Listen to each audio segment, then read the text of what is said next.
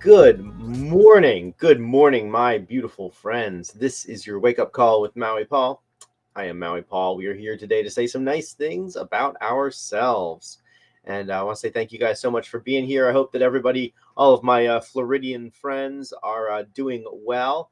I hope that you guys are all staying safe and dry. I've been up for the past 45 minutes or so, just like going through Facebook, checking through all of my friends who are in Florida, and just kind of like paying attention, making sure that kind of keeping an eye on everybody. So I hope that you guys are all well. It looks like the hurricane has mostly passed, and I'm glad that it is out to sea on the other side.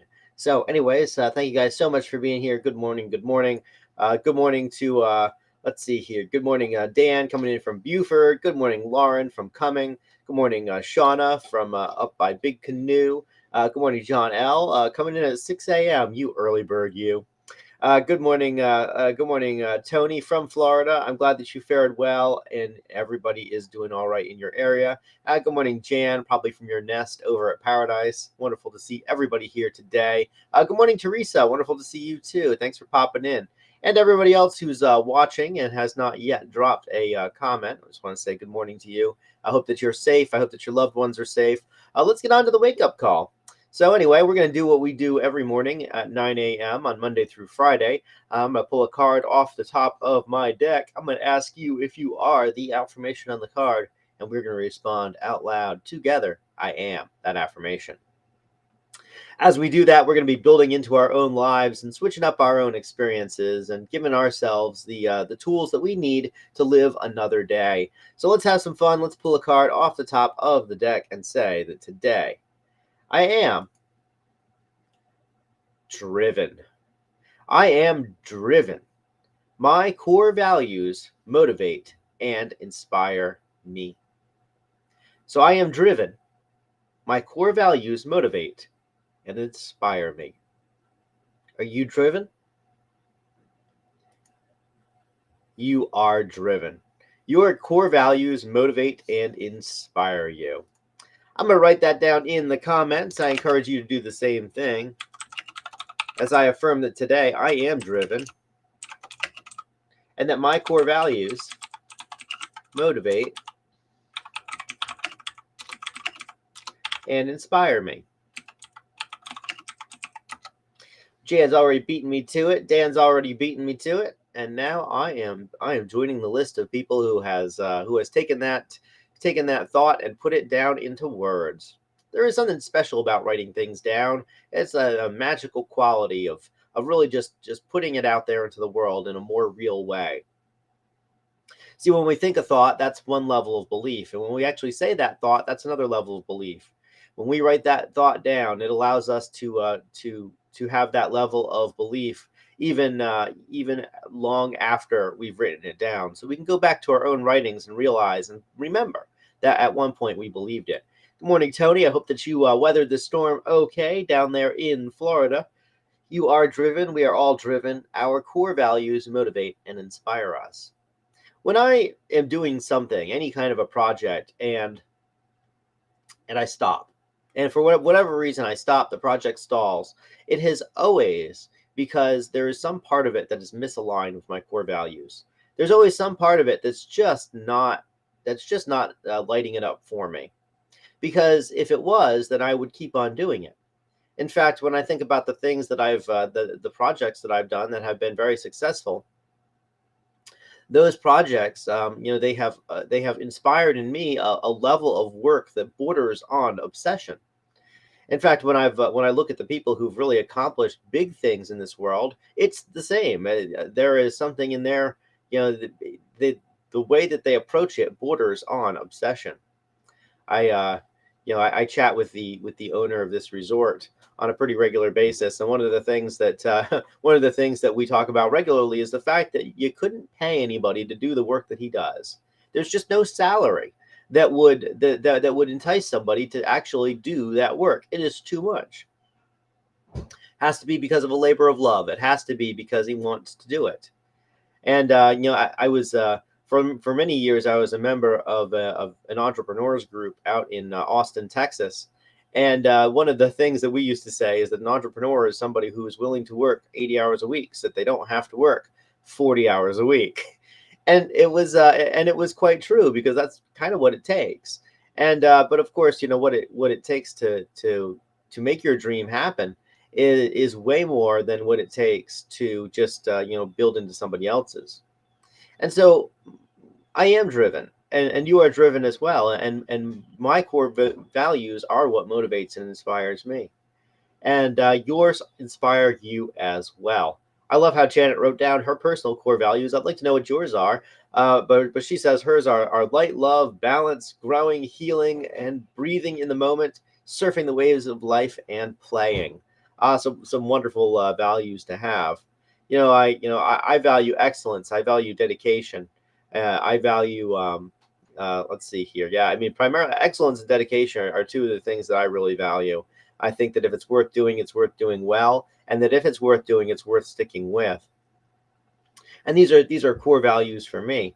And so I am driven, and these things do drive me. And whenever I'm doing anything, I ask myself, like, am I doing it with excellence? Am I doing it and when I think about, oh, things aren't going the way that I think they should go, well, then the next part of it is, then I have to ask myself, is this something that is this something that I'm motivated to do? Is this something that's inspiring me?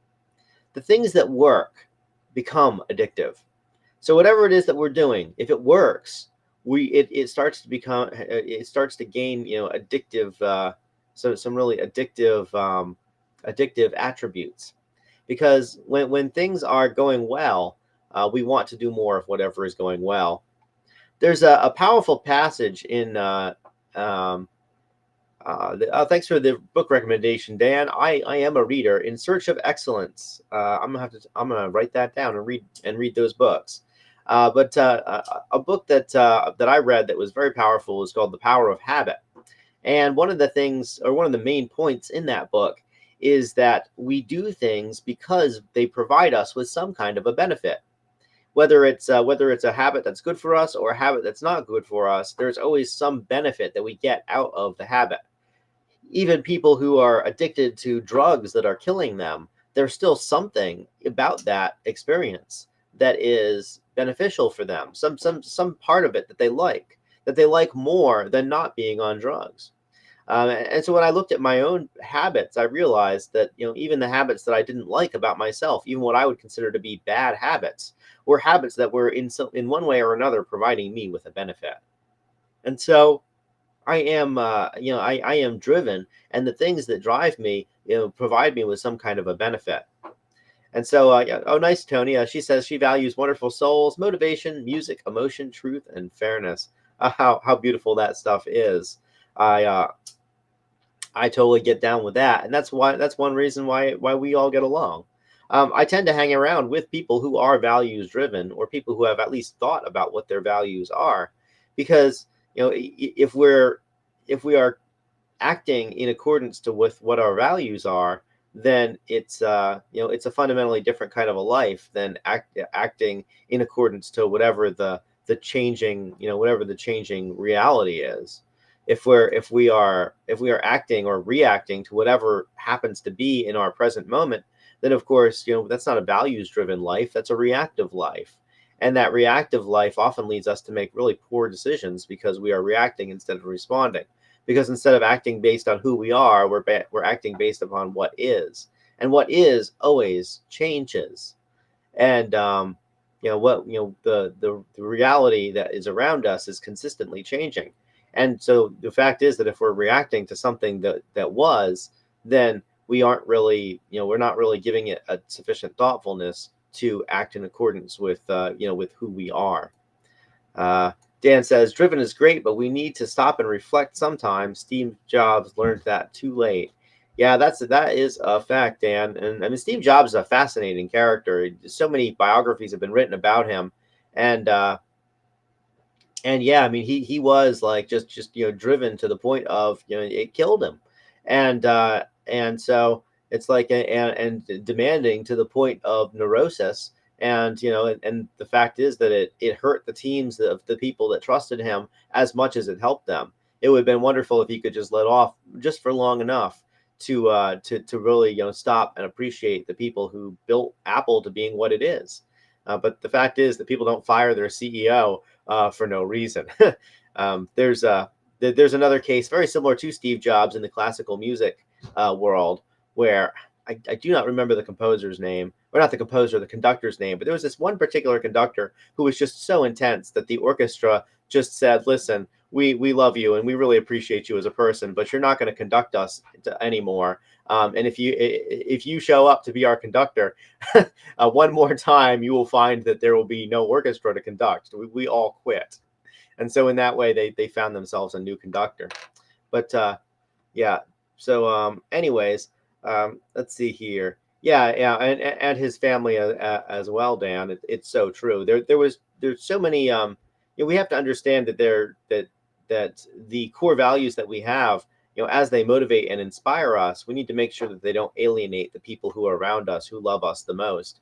That we can live in accordance with our values. But at least one of our values should be compassion for the people who are around, making sure that the other people who are sharing this experience with us are people who are being considered in our lives. And sure, I've made that mistake myself of just like being so wrapped up in my own life that I just didn't care about the people around me. And let me tell you what an alienating experience that is. And so now I'm very careful just to make sure that I care about the people who are around me and that I pay attention to them, because they're people and they're worthy of that care and consideration. So yeah, so I am driven today, and you are as well. Our core values motivate and inspire us. And so let's take a lesson from the people who were driven by, who were too driven, I guess. And let's also recognize that it's important for us to have these values. It's also important for us not to be completely subsumed by these values. So yeah, and going on the theme, it looks like it looks like Pepper has chosen a picture of the vanilla orchid as well as some vanilla extract here for the thematic the vanilla theme that she's going for today or this week. What a cool theme! It's going to be neat to do an overview of these cards. Yeah, on Friday. Let's see here. All right, so Jan says, if I'm feeling out of whack about anything, I come back to my personal core values to guide me in my choices. People, places, situations that don't line up with me and my core values need to be re-examined. Yes, indeed, and I am the same way. I will regularly re-examine. Indeed, Tony, I also value peace. One of my house rules is that don't sow discord in my house. I just won't have it. But yeah, anyways, so the fact is that that's something that I do also, is just re-examine whenever something doesn't fit, or whenever I'm feeling like like something is not congruent with who I am as a person. One of the first things that I do is I sit down with my journal and I just start writing, so I can get to the core, so I can figure out what part of it isn't congruent and then change that part. All right, my beautiful friends, I will return tomorrow at 9 a.m. with another one of these wake-up calls. Thank you so much for being here. Thank you so much for joining in on this. I love to hear about what your core values are, so thank you for that. Yeah, so I'm excited for tomorrow, where we will see the final card. Pepper's prepared these for me, and I literally don't know what any of them are before I do the call. And so I'm pretty excited. It sure is nice to have somebody else helping me out with this. All right, so I love you guys. I care about you. Thank you so much for being here. We'll talk to you tomorrow at 9 a.m. I appreciate the fact, everybody, if you know somebody who is in Florida who's affected, please let me know about that. But otherwise, I'm going to continue just to check in on all the folks that I know that weathered a pretty big storm last night, and I hope that you will as well. Talk to you guys tomorrow at 9 a.m. We will return with another one of these wake-up calls. Until then, I love you and I appreciate you and I care about you. I believe in you and I believe that you're an awesome person, and you are driven. So let's live in accordance with our core values today. Talk to you tomorrow. Until then, aloha from paradise.